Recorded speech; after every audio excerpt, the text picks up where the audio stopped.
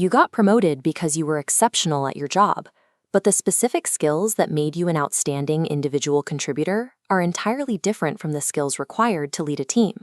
When you were doing the work yourself, speed, direct control, and personal execution were your best assets. Now, applying those exact same tactics turns you into a bottleneck. This friction only multiplies as you grow. The informal systems that helped you manage a tight group of 10 people will fracture when you are suddenly responsible for a team of 100. You likely already sense that your own habits are stifling your team's output, but standard leadership advice, like communicate better or empower your team, is too vague to actually implement on a Tuesday afternoon. Stepping up to this next level of responsibility cannot be solved by simply working longer hours. It requires adopting an entirely new, unintuitive operational skill set. As you move up the hierarchy, you run directly into a structural trap, the feedback inversion. Look at this career advancement graph. As you're promoted, your daily decisions carry more weight and impact more people. But simultaneously, employees hesitate to challenge your ideas, and bosses lose visibility. This widening gap is the leadership liability, a dangerous operational blind spot. You cannot just ask your peers to close this gap. They have their own competing action is to revert to what you know, stepping in to personally solve every problem. At your new level, that instinct becomes a liability.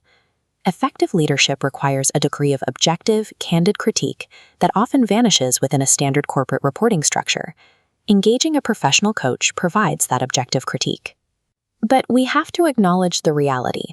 Coaching requires a financial investment, and it demands precious hours from an already overwhelmed schedule. To measure if it's worth it, look at this chart from the International Coaching Federation. It shows 80% of coaching clients reported improved self-confidence, and 73% saw improved workplace relationships. Those internal shifts directly impact the bottom line.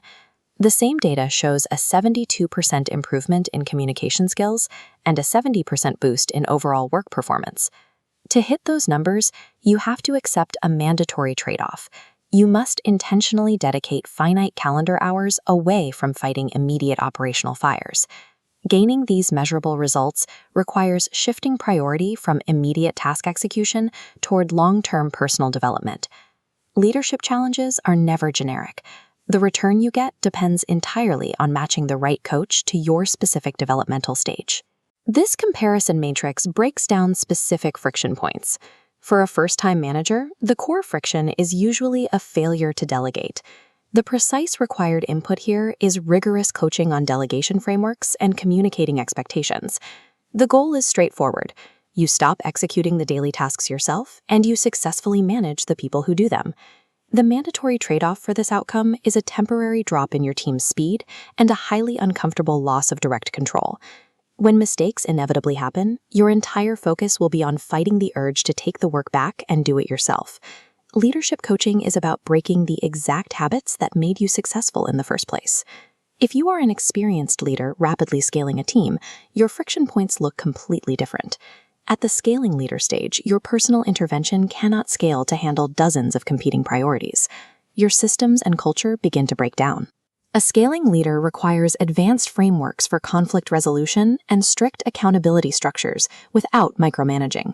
The intended outcome is establishing clear boundaries and truly decentralized decision-making across the growing organization. To achieve that, you have to accept a heavy psychological trade-off, completely abandoning your savior complex of jumping in to fix localized crises. Letting go of crisis solving is difficult.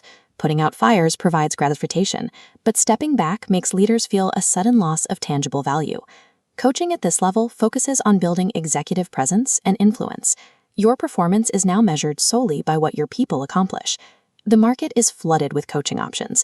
Manually searching through an ocean of 34,000 profiles to find a tailored fit is an impossible use of a leader's time. The Noomii SmartMatch system is an algorithmic and expert-curated solution designed to bypass this manual friction entirely.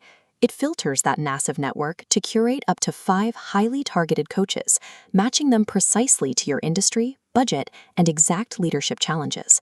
But the matching system only works if you are ruthlessly honest during the initial quiz about your actual flaws, blind spots, and personality type.